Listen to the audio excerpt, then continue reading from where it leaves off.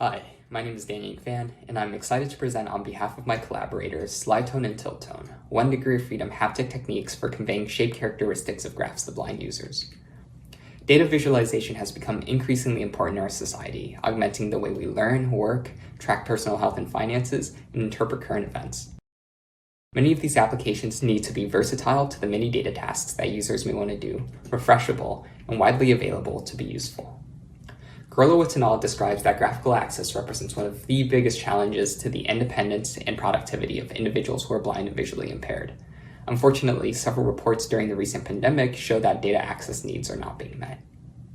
At present, haptic methods are often regarded as the most suitable for conveying spatial information because they can support active and direct exploration of spatial relationships. Tactile graphics, shown in the top left image, support a variety of tasks but are static and not refreshable. Tactile displays, shown in the two images on the bottom left, are refreshable, but are currently not widely available due to prohibitive costs. Audio-based methods such as alternative text, read-aloud tables, and sonification, which map data attributes to sound characteristics, can leverage audio capabilities that are ubiquitous to common computing devices. However, they often do not support direct and active exploration of spatial relationships. In this work, we ask how haptic and audio-based methods together can better support data exploration in more versatile, widely available, and refreshable ways. We look towards augmenting sonification and speech interactions with simple haptic cues that are natural to object shape perception. The image on the right shows a child exploring wooden polyhedrons through touch. Work in haptic perception has identified two important cues humans use to understand global shape, which include the position of the finger on the object and the contact angle and pressure between the finger and the object. In a data visualization context, we can imagine someone using a finger to explore a physical object that has an edge in the shape of a trend line.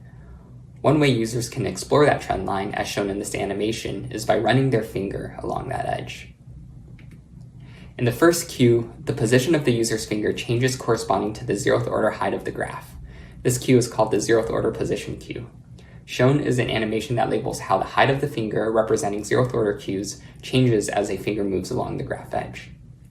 In the second cue, the inclination of contact between the finger and the edge of the object changes corresponding to the tangent of the graph. This cue is called the first order inclination cue. Shown is an animation that labels how the contact angle between the graph edge and the finger, representing first order cues, changes as it moves along the graph edge. In this work, we ask whether these cues can help support shape understanding in data visualization contexts, and whether there are important interactions to consider when using these cues for data exploration. To answer these questions, we first ran a series of design workshops with blind participants to inform the development of two multimodal systems for exploring line graphs. The contents of the workshop are described in our paper. We then ran a controlled experiment to evaluate the two systems, which we call Slide Tone and Tilt Tone. In Slide Tone, as shown in the following clip, a user slides a platform horizontally along a rail that corresponds to the x-axis. Meanwhile, a motorized fader moves the user's finger to provide zeroth order position cues, effectively causing the user to trace out the shape of the graph. Sonification of the graph is simultaneously played.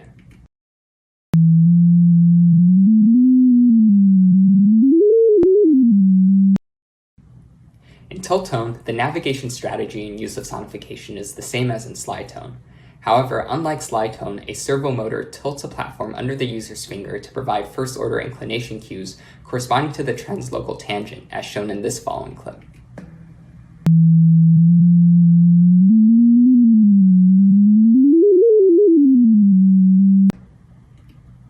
Based on workshop recommendations, in both systems, users can retrieve a spoken gist, which includes the title, axis range, and corresponding minimum and maximum pitches. Two buttons also allow participants to retrieve specific X and corresponding Y values based on the location of the platform along the X-axis. To evaluate these systems, we ran a controlled experiment with 8 blind users comparing Slide Tone and Tilt Tone with sonification without the haptic cues, as well as with an audio-supported tactile graphic, which we call the Interactive Tactile Graphics condition. To keep interactions consistent across the conditions in the interactive tactile graphic condition, users could also retrieve X and Y values by pressing 2 retrieval buttons while an exploration finger is on the trend line, as shown in the following clip. X equals 229. Y equals 389.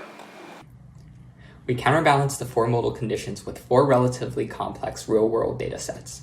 Shown are tactile graphics showing the data sets used for the study, each of which contain multiple inflection points, global patterns, and local oscillations. We measured both correctness and speed of participants completing 4 data tasks, which are maximum identification, value comparison, value retrieval, and mean estimation. We found that the number of participants who answered each task correctly was similar across all conditions, suggesting that active sonification, which forms the basis of slide tone and tilt tone, performs comparably well for the explored tasks. However, significantly more time was spent completing tasks in the interactive tactile graphics condition compared to the tilt tone condition.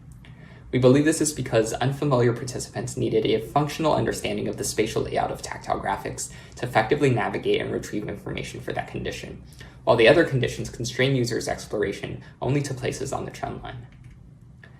Through qualitative observations and participant comments, we identified additional differences of using the different modal cues to explore data.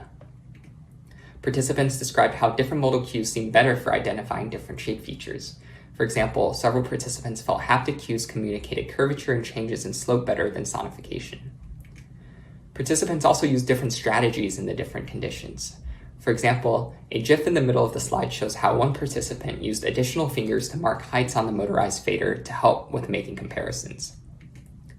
Finally, we observed cue-specific challenges. In tilt tone, several participants rested their finger on the edge of the tilt pad, which rose and fell while the tilt pad conveyed the angle of the graph.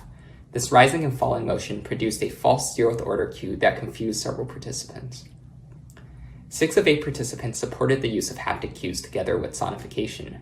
5 participants felt the haptic cues reinforced their understanding of the sonified trend, and 1 felt that receiving the haptic cues in conjunction with sonification helped them understand how sonification works altogether. 5 participants also felt that complementary information provided by the haptic cues and sonification improved versatility. 1 participant likened the cues to a quiver of tools that they could use to support different tasks. However, conflicting cues in multimodal contexts may lead to confusion, such as when the haptic cue provided in tilt tone drastically changed when sonification did not. Overall, our results suggest that providing simple haptic feedback when not conflicting can improve people's experiences interacting with ecologically valid data, improving our understanding for using different modal cues for a broad variety of benchmark and open-ended tasks, evaluating these cues in ecologically valid settings, and exploring ways to affordably support these cues in common devices can make data more accessible and compelling for people who are blind and visually impaired. Thank you for your time, and we look forward to continuing the data accessibility conversation.